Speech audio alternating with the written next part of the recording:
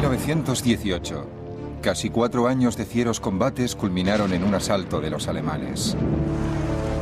Los británicos y franceses se enfrentaban a la derrota. Entonces, a mediados de año, los aliados contraatacaron. El equilibrio de fuerzas en las trincheras se rompió de repente. Los cañones callaron.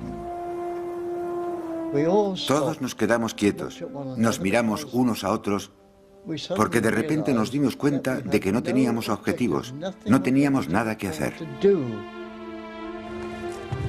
Para los aliados fue el año más duro de la guerra.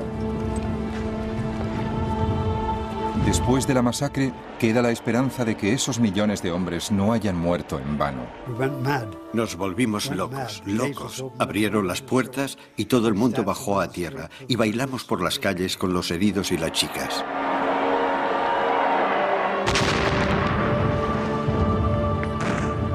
Esta es la historia de 1918, el año que lo cambió todo. Y la veremos por primera vez en color.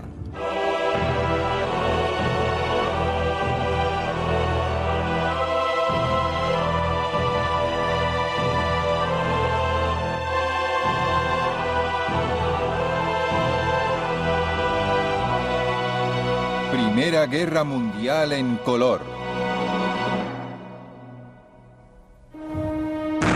Victoria y desesperación.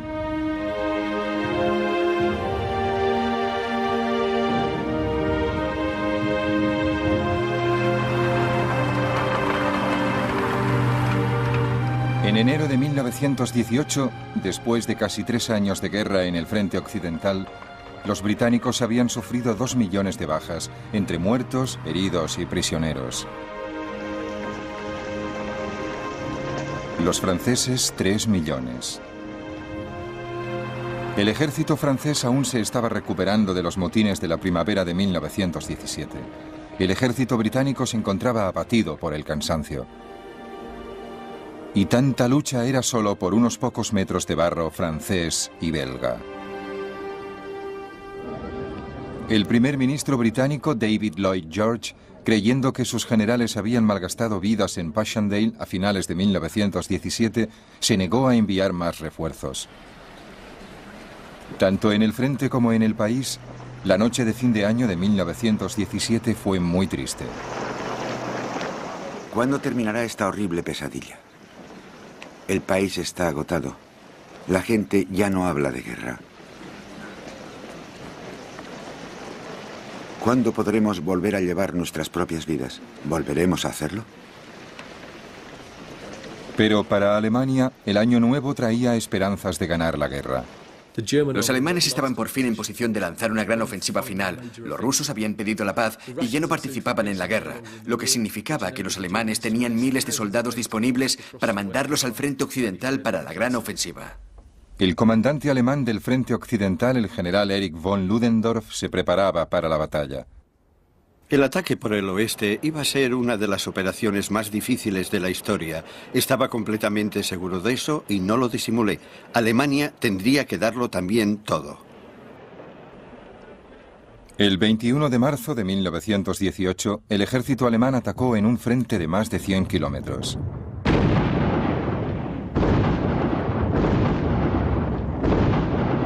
La ofensiva se conoció como Ofensiva Ludendorff y fue el mayor ataque que se haya visto jamás con armamento moderno. 6.500 cañones y 500 morteros dispararon simultáneamente por todo el frente. Winston Churchill, que había vuelto al gobierno como ministro de municiones, visitaba el cuartel general del ejército en Francia. Igual que un pianista recorre el teclado desde los agudos a los graves, en menos de 1 minuto se levantó la salva de cañonazos más tremenda que haya visto nunca.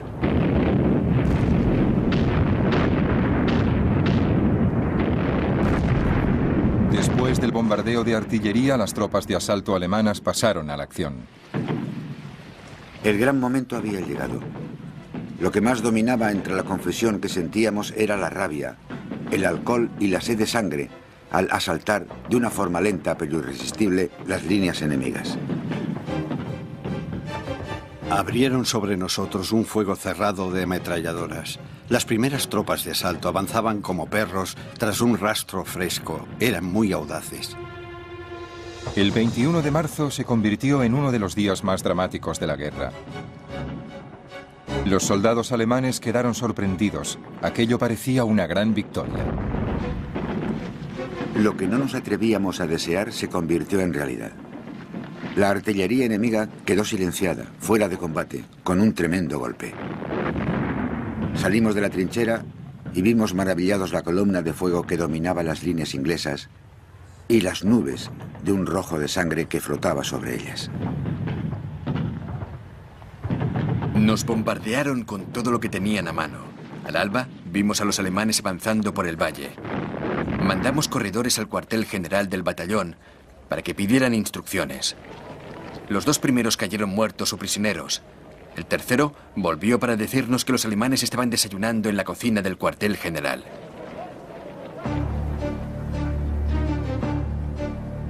En 15 días, el ejército alemán avanzó 35 kilómetros de un frente de 80. Fue una franja enorme de territorio conquistado en comparación con el punto muerto de los últimos 3 años. La batalla había terminado antes del 4 de abril. Fue una victoria brillante, y así la recordará la historia. Lo que no habían logrado los ingleses y franceses lo habíamos conseguido nosotros en el 4º año de guerra. Ahora estamos pasando por el momento más crítico que hemos vivido. Los alemanes son muy buenos luchadores y tienen una organización fantástica que les apoya.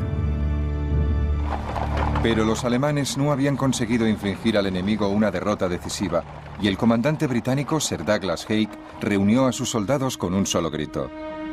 Muchos de nosotros estamos cansados. A los que lo están, les diré que la victoria siempre es para el bando que más resiste. No tenemos más remedio que luchar hasta el final. Cada posición debe mantenerse hasta el último soldado. Aunque estemos contra la pared, debemos luchar hasta el final, convencidos de la justicia de nuestra causa.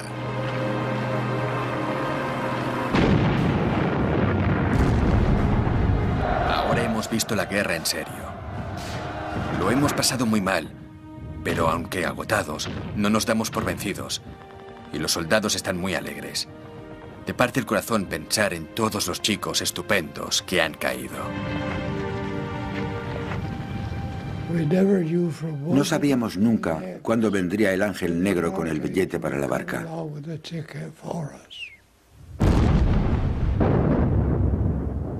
Oías una explosión y todo se llenaba de metralla.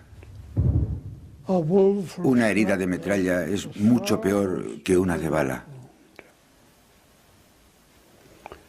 La metralla, si te da de lleno, te puede destrozar. Para los aliados fue el momento más crítico de toda la guerra. Los alemanes estaban a punto de abrirse paso y separar al ejército francés del británico. Y por eso, entre otras cosas, el general Foch, comandante francés, fue nombrado comandante en jefe de los aliados. Porque así, un solo comandante en jefe podía ordenar a los británicos y franceses que colaboraban y los alemanes no podrían dividir y vencer al separar los 2 ejércitos. Ludendorff puso los ojos en París, que estaba solo a 140 kilómetros. Si los alemanes conquistaban París, la victoria sería suya. El 26 de mayo, el ejército alemán renovó su ofensiva.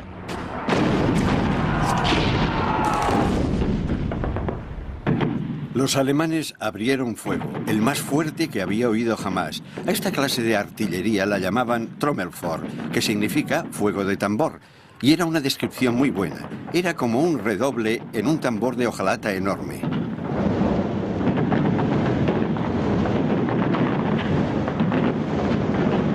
En 4 días, los alemanes avanzaron 50 kilómetros y llegaron al Marne. La capital francesa estaba a la vista. Pero la suerte empezaría a cambiar con rapidez. Los primeros 2 meses de la ofensiva Ludendorff habían causado más de 350.000 bajas aliadas entre muertos, heridos y prisioneros. Pero los alemanes habían sufrido casi otras tantas. Estaban muy dispersos, pero sus comandantes pedían un empujón más. En julio de 1918, el alto mando alemán aún conservaba cierto optimismo, pero eran muy conscientes de que se les terminaba el tiempo. Habían atacado 4 veces y no habían logrado derrotar definitivamente a los británicos y franceses. Los norteamericanos habían entrado en escena y los alemanes decidieron lanzar una última ofensiva sobre el río Marne. El 15 de julio atacaron 52 divisiones alemanas. Las defensas francesas estaban bien preparadas. Cuando llegaron las tropas de asalto alemanas, estaban fuera del alcance de la artillería de apoyo. Los tanques y la infantería aliada contraatacaron.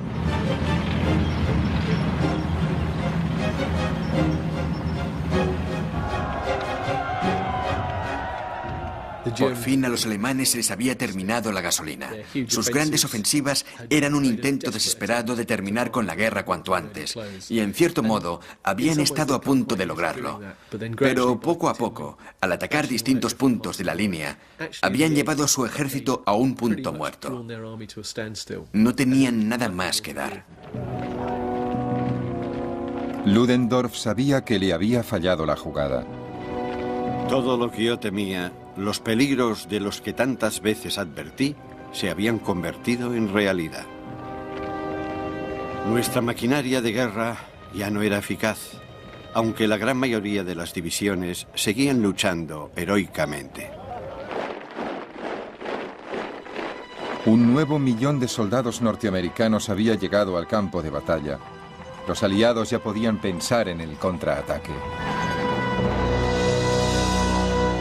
La guerra no solo estaba cambiando de signo en el frente occidental.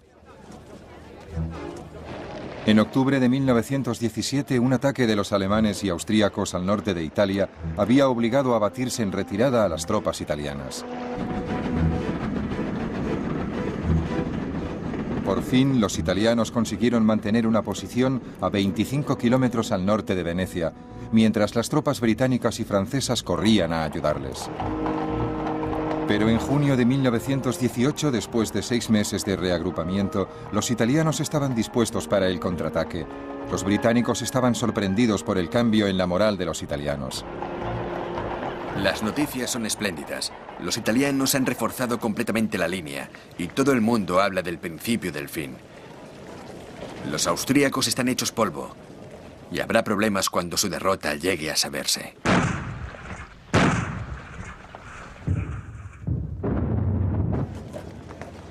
Todos supimos que Italia se había salvado y nos alegramos juntos. Pero no sabíamos que Austria y Hungría estaban condenadas y desaparecerían de la lista de grandes potencias. Pero la guerra tenía que ganarse en el frente occidental. A partir de ese momento, las tácticas aliadas se iban a combinar con el armamento y los recursos humanos para producir el mayor despliegue de fuerzas militares que haya visto el mundo. El 4 de julio de 1918, una división australiana dirigió un ataque a pequeña escala, pero demoledor. Fue una auténtica lección de cómo librar una batalla. La infantería avanzaba tras los tanques, apoyada por gran cantidad de artillería pesada y barreras de ametralladoras del cuerpo de ametralladoras. La aviación real también apoyó, soltando por primera vez bombas con paracaídas. Fue un éxito, sobre todo por el secreto con el que se desarrolló. Los alemanes no tenían ni idea de lo que iba a ocurrir y la sorpresa fue total y absoluta.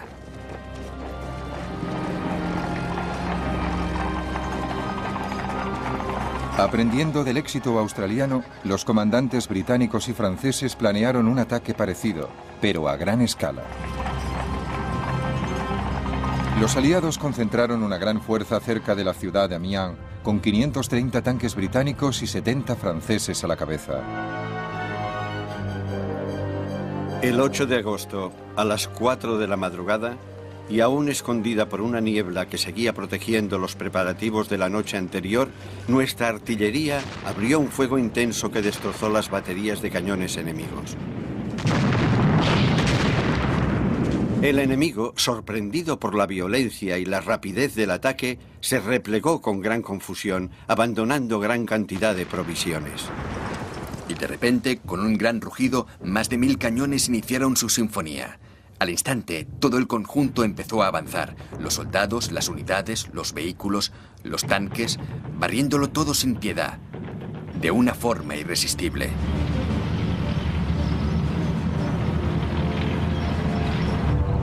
Hemos avanzado 10 kilómetros. Aquí empieza la guerra de movilidad. Para los aliados fue el mejor día de la guerra hasta entonces. El ataque fue tan rápido e inesperado que un jefe de brigada alemán fue capturado mientras desayunaba. La organización era perfecta para avanzar. Íbamos a una velocidad tremenda. Era fantástico volver a avanzar, y no como en marzo, cuando íbamos de retirada. Los aliados avanzaron unos 12 kilómetros y los alemanes sufrieron unas 27.000 bajas. Esta era la clase de victoria que se echaba de menos en el frente occidental desde 1914. Durante el mes siguiente, los aliados empujaron a los alemanes a retroceder 40 kilómetros de un frente de 65. Los comandantes aliados veían una transformación sorprendente. La disciplina del ejército alemán se degrada rápidamente y los oficiales alemanes ya no son lo que eran. Para mí, esto es el principio del fin. Creo que los alemanes tendrán que retirarse en todos los frentes antes del invierno. Tienes muchos motivos para estar contenta en casa, pero no quiero que pienses que ya está todo ganado. Los alemanes todavía guardan muchas coces. Si podemos volver a estar juntos después de la guerra, haremos algo con nuestras vidas para demostrar nuestra gratitud por la bondad de Dios. Pero claro, aún no estoy en casa. La mayor transformación de todas fue la llegada en masa de los norteamericanos a las órdenes de su comandante, el general John J. Pershing. Aunque fuera por una cuestión de número, ahora los aliados sabían que tardaran lo que tardaran, terminarían venciendo. En julio de 1918, un año después de que empezaran a llegar, había 1 millón de norteamericanos en el frente occidental. La seguridad de los aliados aumentó con sus nuevos aliados. Hay muchos norteamericanos en el frente. Se ha forjado una comprensión mutua estupenda entre nuestros chicos y los yanquis. Seguro que los yanquis resultarán unos soldados excelentes. Me encanta. He aumentado de peso y me levanto de la cama de un salto lleno de empuje. A mediados de septiembre de 1918, los norteamericanos lanzaron el primer ataque como ejército independiente. Su objetivo era la cuña de tierra de Saint-Mihiel, en poder de los alemanes.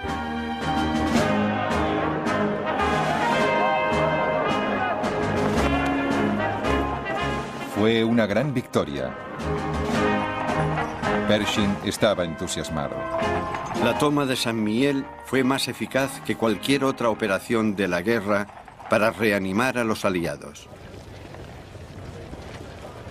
Pocos días después de la batalla de Saint-Mihiel, una fuerza norteamericana se unió a las fuerzas británicas y francesas para lanzar un gran ataque a la posición clave de la retaguardia alemana, la línea Hindenburg. La línea Hindenburg era una posición defensiva extremadamente dura, formada por alambradas de espinos, de torretas de cemento. Si los alemanes iban a ser capaces de detener a los aliados, tendría que ser aquí. Para los soldados aliados normales, atacar la línea Hindenburg era una tarea imposible. Habíamos atacado el año anterior sin éxito. Ahora íbamos a intentarlo de nuevo, pero nadie pensaba que nos saliera mejor esta vez. Hasta los australianos decían que nos estábamos dando de cabeza contra una pared. La última semana de septiembre se reunieron 123 divisiones aliadas, 500.000 de soldados. El general Foch dio la orden final para la ofensiva que podía decidir la guerra. La naturaleza y la importancia de esta operación exige que cualquier pequeña victoria se refuerce sin la menor demora. La ruptura de una línea de resistencia debe explotarse sin interrupción hasta la máxima profundidad posible. Por eso hay que evitar paradas en el progreso de la acción.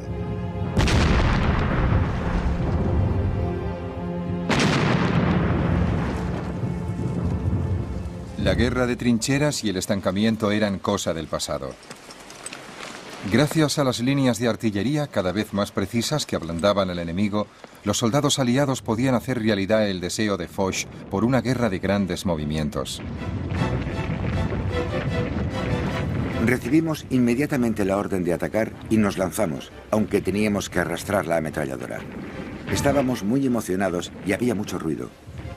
Todo el rato pensábamos que nos tumbaría una bomba, pero no ocurrió. Atravesamos zanjas y alambres de espino con la ropa cada vez más mojada y rota.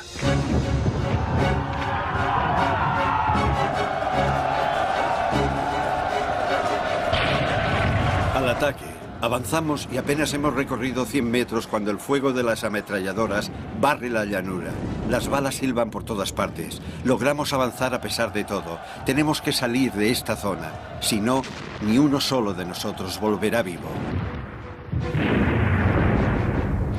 Estamos hechos un asco. Sucios, llenos de barro, mojados hasta los muslos y con la ropa hecha jirones. Brooks ha muerto en el avance y he oído que Holt está herido por una bomba. Un operador de radio británico siguió a la infantería desde la trinchera para instalar una emisora en el frente e informar de los progresos. Pero la unidad había perdido una pieza vital del equipo. Nos encontramos con que no teníamos antena. Volví, la encontré y entonces volví a las trincheras de apoyo para recogerla y tuve que llegar hasta allí pisando a los muertos. Ese día solo me comuniqué con los muertos porque tenía que pisarles y decía, lo siento, chico.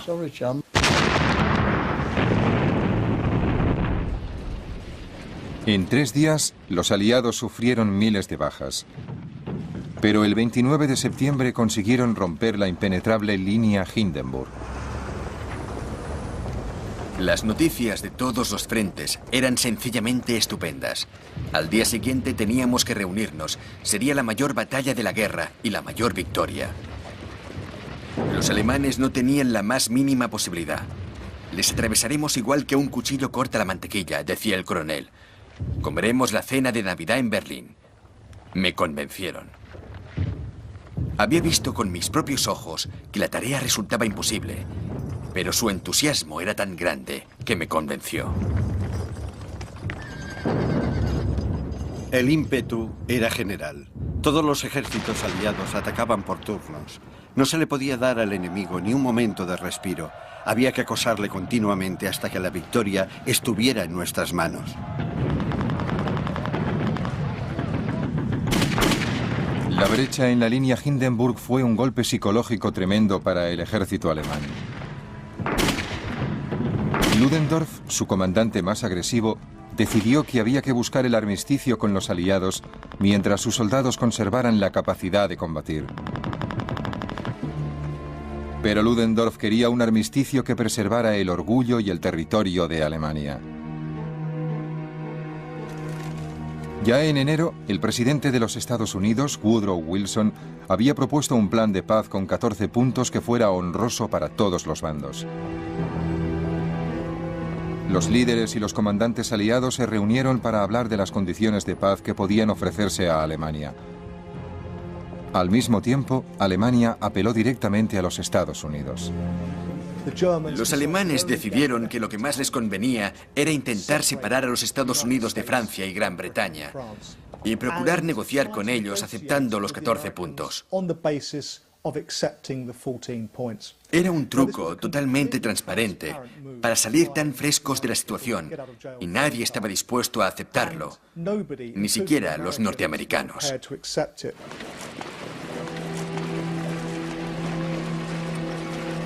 Los británicos y franceses exigían que se incluyera en el Tratado de Paz la abolición de la monarquía alemana.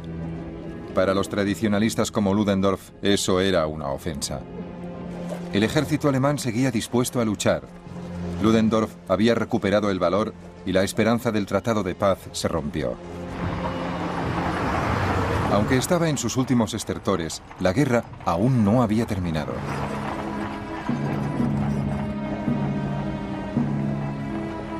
A mediados de octubre de 1918, una sensación de derrota se había extendido por el frente alemán.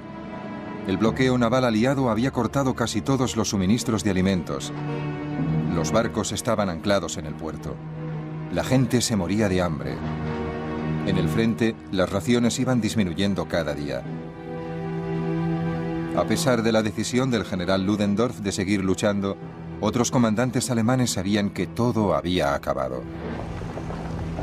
La moral de las tropas había sufrido gravemente y su poder de resistir disminuye cada día. Se rinden en masa cada vez que ataca el enemigo. No creo que podamos resistir más allá de diciembre. Ludendorff no se da cuenta de lo grave que es la situación. Pase lo que pase, tenemos que lograr la paz antes de que el enemigo se interne en Alemania. Si lo hace, estamos perdidos. Mientras Alemania seguía luchando sin sentido, para los soldados aliados, exhaustos, la guerra resultaba más vana que nunca. Ojalá los cabezas cuadradas se rindieran antes de que perdamos más hombres valiosos. Me imagino que los soldados de las trincheras no tendrán muchas ganas de saltar el parapeto ahora que tenemos la paz tan cerca. Estoy harto de esta guerra. Hoy han informado que las bajas ascienden a 253 oficiales y 6.000 soldados. En las últimas semanas, las bajas han sido tremendas, a una media de 30 a 40.000 por semana. Los hospitales están llenos a rebosar. Un auxiliar voluntario me dijo que había casos tan graves que llegaban literalmente empaquetados.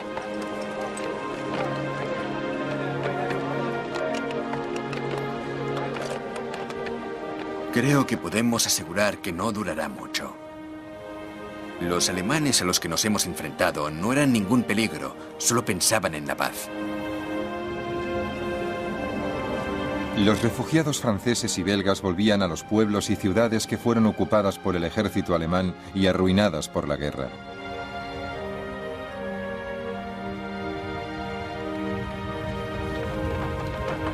A primeros de noviembre, muchos soldados alemanes podían ver la ruina en sus propias filas. Los ejércitos alemanes estaban en muy baja forma. Todos los soldados y todos los civiles tenían hambre. Las pérdidas materiales no podían reponerse y los soldados que llegaban al frente eran demasiado jóvenes, mal preparados y poco dispuestos a jugarse el cuello, porque se veía que la guerra era una batalla perdida. Ludendorff seguía queriendo luchar y apeló al ejército alemán para que rechazara las ofertas de paz. Pero entonces el país se hundió de repente. El 26 de octubre el Kaiser expulsó a Ludendorff por insubordinación. 2 semanas más tarde el propio Kaiser abdicó y se marchó al exilio.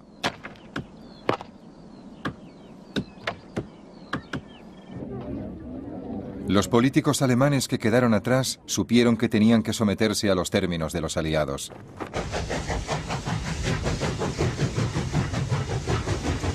A las 5 de la madrugada del 11 de noviembre se firmó el armisticio en un tren en la campiña francesa de Compiègne.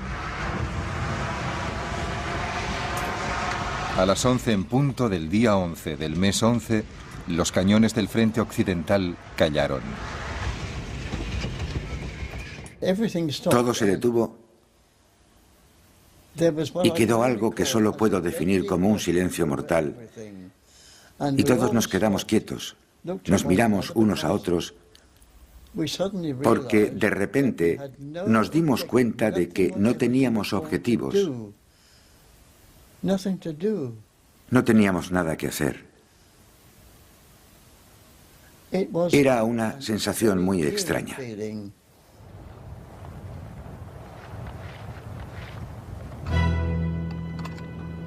Habéis ganado la mayor batalla de la historia y habéis rescatado la causa más sagrada de todas, la libertad del mundo. Tenéis todo el derecho a estar orgullosos, porque habéis coronado vuestros estandartes de gloria inmortal y os habéis ganado la gratitud de la posteridad.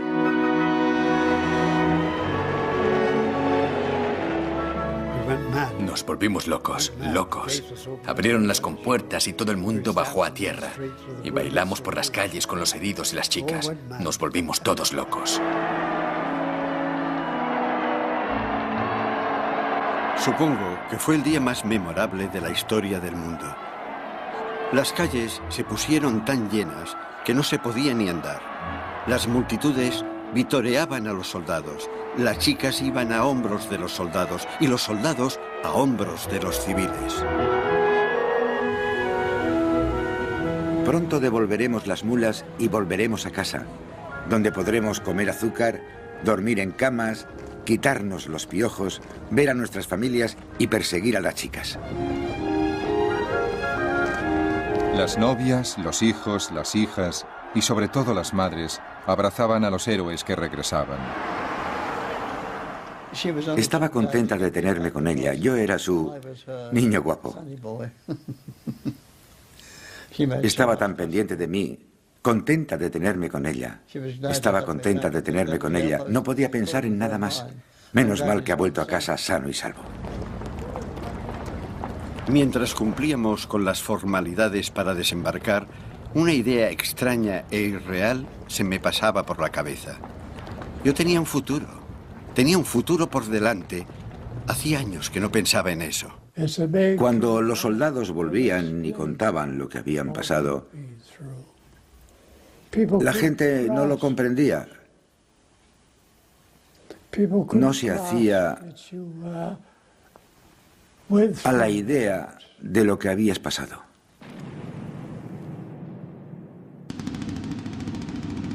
Me alejé del ejército y cuanto más lo pensaba, más me alejaba. ¿Por qué dos civilizaciones tienen que ir y dispararse mutuamente?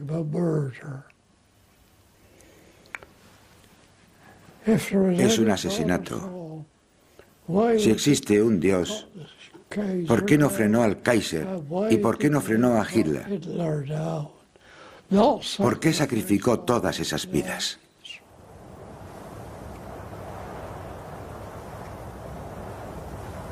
Para los británicos, el año más costoso de la Primera Guerra Mundial no fue 1916, el año del Somme, ni 1917, el año de Passchendaele, sino 1918, el año de la victoria. Victoria que llegó después de unas cuantas ofensivas alemanas a primeros de año, pero lo más importante es que en 1918, el año en que se ganó la Primera Guerra Mundial, perdimos más soldados que en toda la Segunda Guerra Mundial.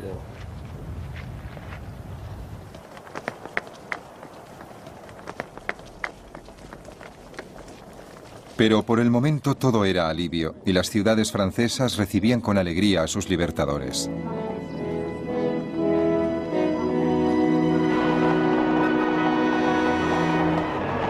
Bélgica, que fue el objetivo del primer gran acto de agresión en 1914, celebró la liberación. Cuando volvió su rey, se encontró con una ruidosa celebración en Bruselas. El ejército alemán emprendió el camino de vuelta.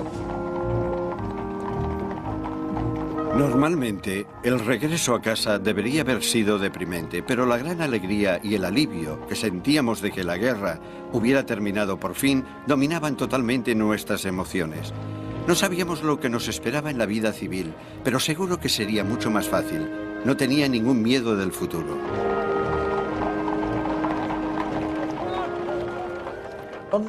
En los términos del armisticio, las tropas alemanas que siguieran de uniforme podían marchar de vuelta a Alemania.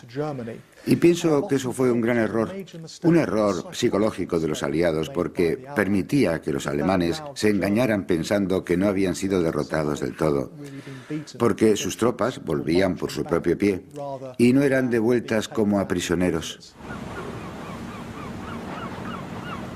12 días después de firmar el armisticio, la armada alemana se rindió oficialmente y entregó sus barcos a los británicos. Los oficiales y los soldados ingleses subieron a cubierta. Apenas nos latía el corazón y nos mordíamos los labios desafiando nuestra vergüenza. No era vergüenza, porque pensábamos con orgullo en todas nuestras victorias y proezas heroicas. Cuando se izó la bandera inglesa, nos volvimos y miramos hacia nuestro propio país. La flota de Alemania zarpó hacia la base británica de Scapa Flow para ponerse bajo control aliado. 9 meses después, en un acto final de desafío, los marinos alemanes hundieron sus propios barcos. Una pequeña luz entre las tinieblas para el derrotado comandante alemán. La historia del pueblo alemán termina de momento con la paz. El futuro se ve muy oscuro y el único destello han sido las acciones de nuestros hombres en Scapa Flow. Se han desvanecido todas las ilusiones. Estamos ante la nada. Vimos los barcos en Scapa Flow. De algunos aún se veía la chimenea y parte de la cubierta superior. Estaban en el fondo, hundidos. No podíamos creerlo.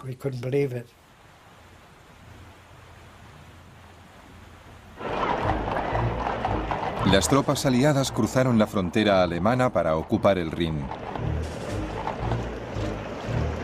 Por fin hemos alcanzado nuestra ambición y la victoria ha quedado demostrada.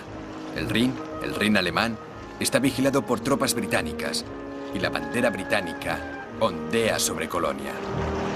El Kaiser no va a tomar la cena de Navidad en Londres, sino que nosotros la tomaremos en el corazón de Alemania.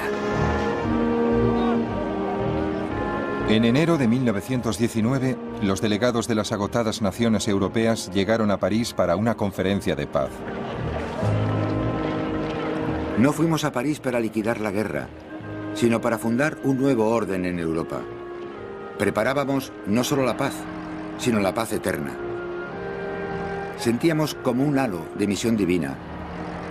Teníamos que estar atentos, ser formales, puros y ascéticos, porque nos proponíamos lograr cosas grandes, nobles y permanentes. Los primeros ministros británico y francés, David Lloyd George y Georges Clemenceau, y el presidente de los Estados Unidos, Woodrow Wilson, decidirían el futuro de Europa.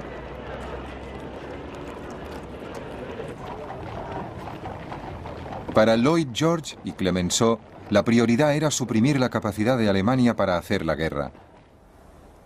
Insistieron en que Alemania debía entregar todos los aviones, tanques y submarinos, mantener su ejército por debajo de los 100.000 efectivos, rendir todas sus colonias y pagar una compensación financiera.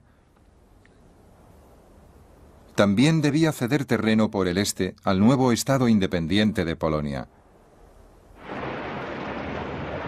Para algunos delegados que habían viajado a París con grandes esperanzas, los términos eran muy severos. Si yo fuera alemán, no firmaría de ninguna manera. No les deja esperanzas ni ahora ni en el futuro. Los vencedores tenían el poder. Como diría Lloyd George ante la Cámara de los Comunes: los términos de la paz son terribles en muchos sentidos para imponérselos a un país, y terribles fueron los crímenes que hay que compensar. El 28 de junio se firmó el Tratado de Paz en la Sala de los Espejos del Palacio de Versalles. De repente, desde fuera, oímos el estallido de los cañones saludando con salvas. Anunciaban a París que se había firmado el segundo Tratado de Versalles. Las naciones vencedoras celebraron desfiles de la victoria y la vida pudo volver a la normalidad.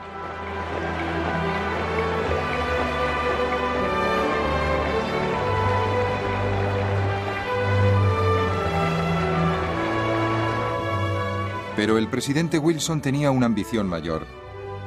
Un nuevo mundo que la guerra no volviera a destruir. Un mundo con un nuevo organismo internacional que salvaguardara la paz. La Liga de Naciones.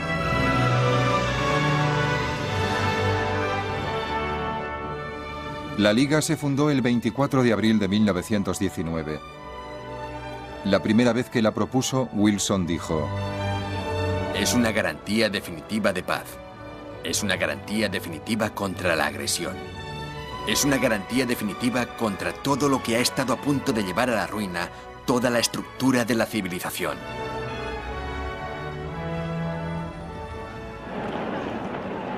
Pero los Estados Unidos se replegarían en el aislacionismo. Las naciones europeas volverían a sus luchas intestinas y las esperanzas de Wilson se convertirían en humo.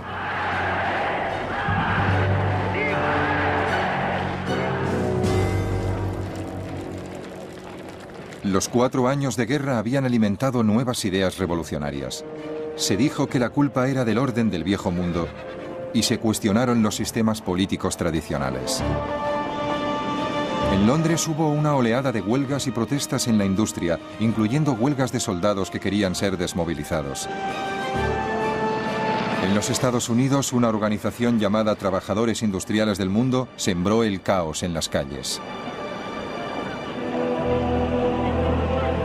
La punta de lanza de la revolución eran los bolcheviques rusos, que en esos momentos estaban amenazados porque el país degeneraba hacia una sangrienta guerra civil.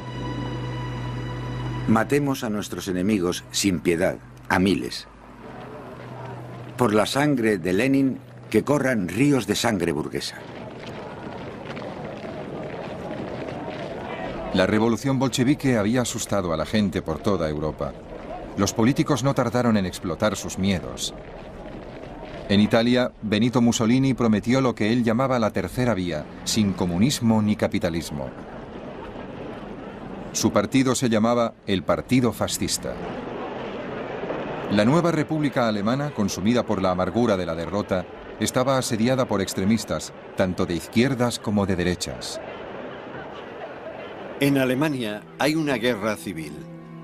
Se destruyen propiedades alemanas, el dinero público se malgasta y se emplea en usos egoístas. El pueblo, hundido en lo más bajo, se regodea en la libertad de la revolución. Las masacres en las calles se hicieron habituales. Alemania, que ya había sido humillada por sus vecinos, parecía ahora dispuesta a destruirse en luchas intestinas. El país reclamaba un nuevo líder fuerte. Esperemos que Alemania encuentre jefes que la guíen y que estén dispuestos a aceptar responsabilidades como los comandantes en el campo de batalla. Hombres de propósito y voluntad firmes, capaces de insuflar nuevo vigor a nuestra débil vida nacional. Hombres que unan nuestras fuerzas creativas en una gran obra de construcción. Ludendorff, el hombre que casi ganó la guerra para Alemania, pero terminó llevándola a la derrota, encontró la respuesta en la figura de un joven cabo austríaco llamado Adolf Hitler.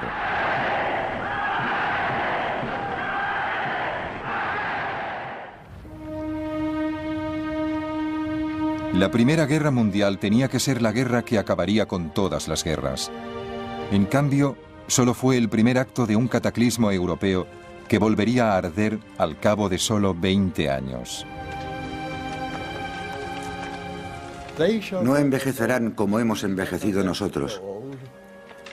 La edad no les agotará, ni los años les condenarán. Cuando se ponga el sol y cuando salga, les recordaremos. Habremos resistido y habremos sufrido, y muchos hombres habrán sido masacrados. Ahora sus nombres están en la puerta de Menin. Miles de muertos que no tienen tumba conocida. Y muchas veces me pregunto si los sacrificios que hicimos valían la pena. Es decir, ¿nos han condenado los años? Aún hay guerras y aún se habla de guerras. ¿Valió la pena?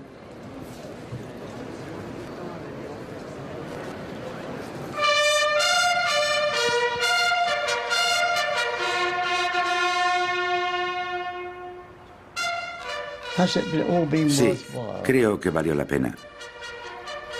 Porque creo que Europa es consciente.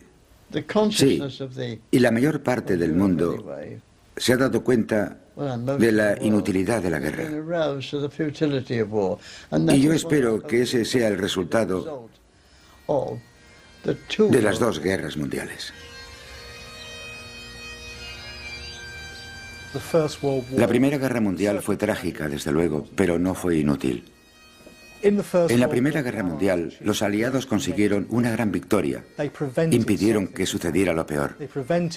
Impidieron que una Alemania militarista y autocrática dominara Europa. Impidieron la supresión de la democracia en el continente europeo. La hora 11 del día 11 del mes 11 no ha sido olvidada ni se olvidará jamás. Pero como la distancia embota el filo de la memoria, las voces finales pertenecen a aquel momento.